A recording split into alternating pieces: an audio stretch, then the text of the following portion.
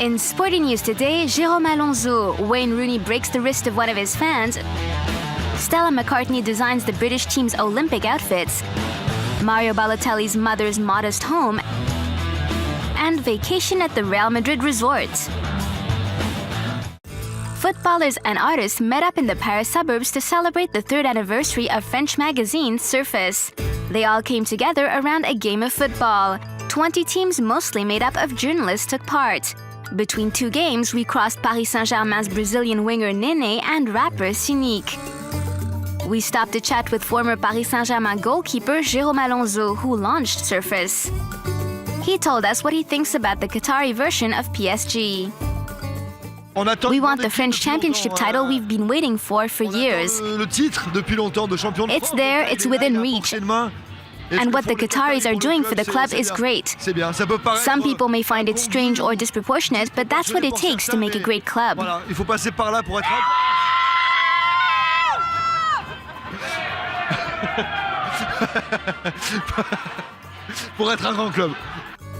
According to Alonzo, PSG still needs a world-class striker to move up to a new level. Ideally, Ronaldo, that would be great. A Portuguese player at the Parc des Princes, we haven't had one since Paoletta, and he's good-looking. That's what we need, Ronaldo and PSG.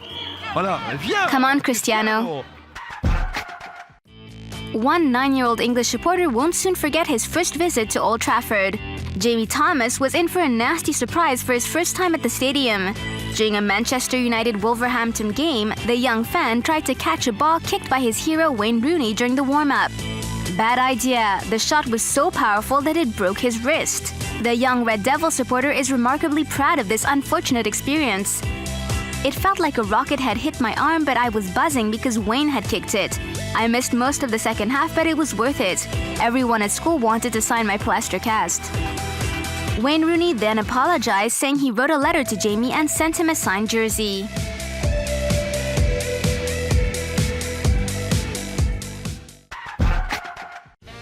The International Football Federation has launched its own YouTube channel.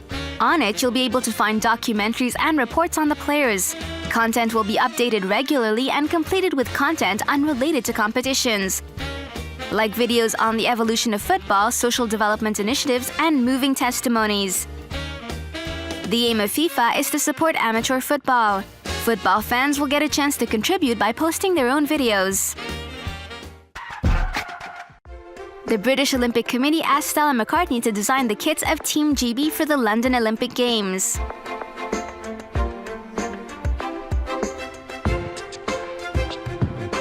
When I first heard Stella was going to be the creative director for our GB kit, I was excited. If you look good, you feel good, you perform well.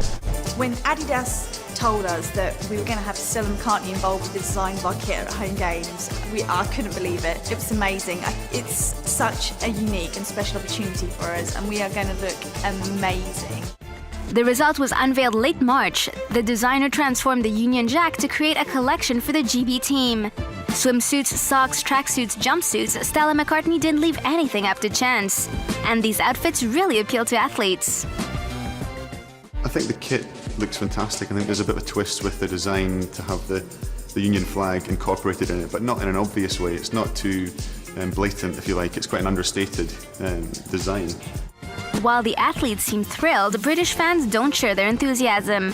As soon as the kits were unveiled, they received stern criticism on social networking sites. Fans complained that the designer had left out the red of the Union Jack. You can't please everyone all the time.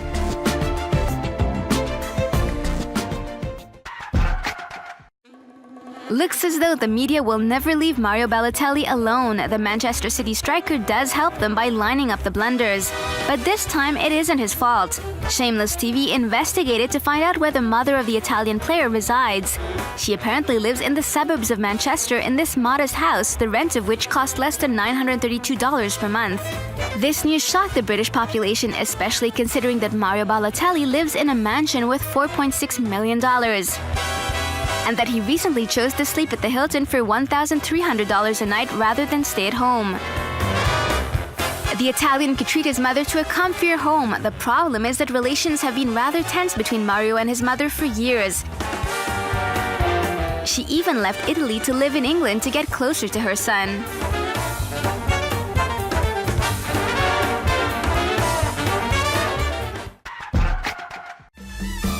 It's a crazy project set to cost $1 billion, an artificial island in the United Arab Emirates entirely dedicated to Real Madrid. Luxury mansions, a marina, hotels, an amusement park, a Real Madrid museum, and a 10,000-seat stadium partially open on the sea. It was recently unveiled by Florentino Perez.